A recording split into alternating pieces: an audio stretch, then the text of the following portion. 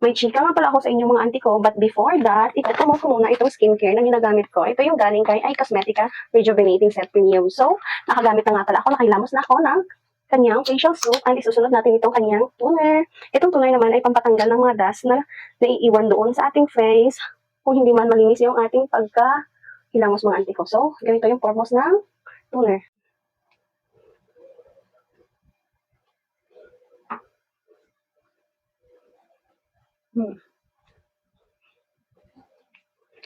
Gamit ko talaga siya mga auntie ko. Tingnan niyo naman kung gaano kadumi yung pagmumukha natin. Even though nakilamos na ako niyan ha. So ayan. Dapat lahat ay lagyan natin ng toner. Kasi hindi natin alam kung meron pa diyang naiwan sa ating pagmumukha na dumi.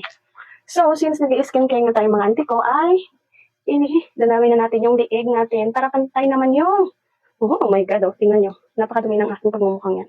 And then, idamay ko na yung aking liig. Para papantay naman doon sa aking mukha. So, ayan. Papakita ko sa inyo yung before and after ko use itong skincare na to. So, after 7 days nito mga auntie ko ay meron na yung result. So, 4 days ko na nga pala ito siya ang ginagamit. Hindi ko lang nakuhanan ng video yung nauna. So, mga auntie ko, alam niyo ba, may nasagap akong balita. No, pinagchichismisan na naman ako dito sa amin. Kasi nga daw, 4 years graduate ako, professional naman. Bakit daw hindi ako naghanap ng trabaho?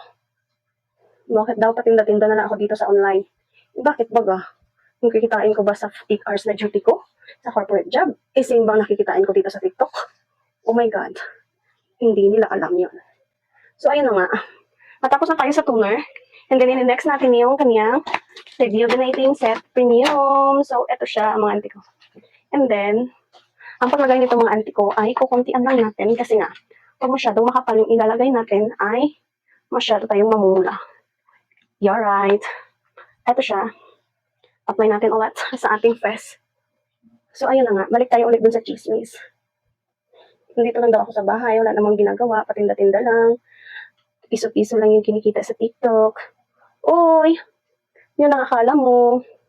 Kasi alam mo ba, yung isang sahod ko doon sa corporate job ko, sa previous job ko, is more or less 800 pesos.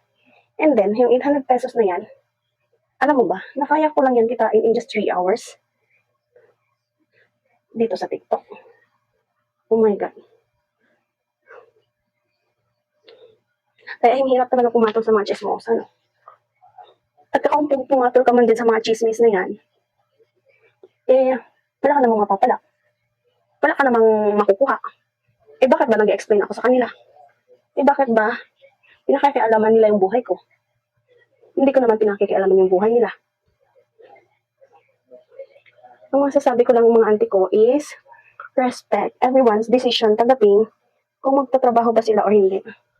Besides, meron naman akong piggery farm na sideline, another sideline, na kumikita lang naman every quarter ng almost 30 to 40K.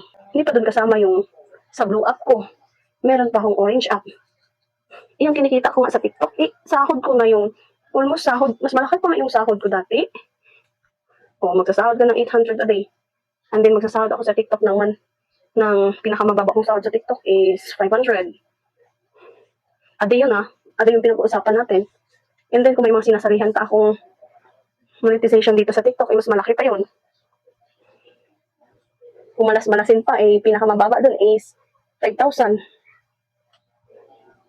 Okay, mga auntie ko, is next na natin yung collagen lasting cream. So, ito siya. And ito yung final look niya. Hindi naman sa nagmamayabang. Nakakainis lang talaga yung mga chismosa, no? Bakit ba pinaproblema nila yung problema? Bakit ba mas maalam pa kayo sa ginagawa ko? Ayoko na sanang magsalita. Kaso, parang pinupunto nila kami magkakapatid Tulad na ng isang kapatid ko. Hindi ka kapakapasar lang sa board. Tapos may nadinig pa ako dun sa isa. Sabi niya pa, ang dami nga nakapasa. Ang dami ring tambay. Choice kasi nila yun kung magiging tambay ba sila o magiging professional teacher sila. Ang importante, doon girl, is naka-level 1 na sila. Hindi mo ba alam na maswerte na nga yung kapatid ko kasi nakapasa sa board exam as a teacher. And then, partida, first take lang yan, in no retake na. Alam mo ba, na level 1 na yun, pagpasok sa teacher. Paano ko magti-teacher kung hindi mo nga may pass ang board exam? Alam niyo ba na merong 32,000 na hanggang ngayon ay umiiyak dahil hindi nakapasa. Tapos kayo, grabe kayo maka-downgrade ng isang tao na ipinasa lang naman yung board exam sa teacher at saka yung pinasa niya din yung civil service. Ba't may mga tao talagang punong-puno ng negativity sa katawan? Tapos ang lakas-lakas pang mag-comment. Okay sana yung kung yung nagsabi is mas matalino pa dun sa kapatid ko. Diba? By the way, hindi ko na sana papatulan eh. Kasi parang masyado na yung pinagsasabi niya eh. Ako nga, proud na pinasa niya yung board exam eh. First take, din sa civil service. Ako nga, ilang take ko na doon, hindi pa ako nakapasa. Basta yun lang guys, natapos na tayo sa ating skincare. So hanggang doon na lang yung story. And i-update ko kayo after 7 days ng skincare na to or rejuvenating set na to. Kaya kung gusto mo din, nitong rejuvenating na ginagamit ko ay ilalagay ko lang dyan sa yellow basket or sa comment section. Yung yellow basket ay nasa taas lang ng name ko. Go mo na yan. Bye!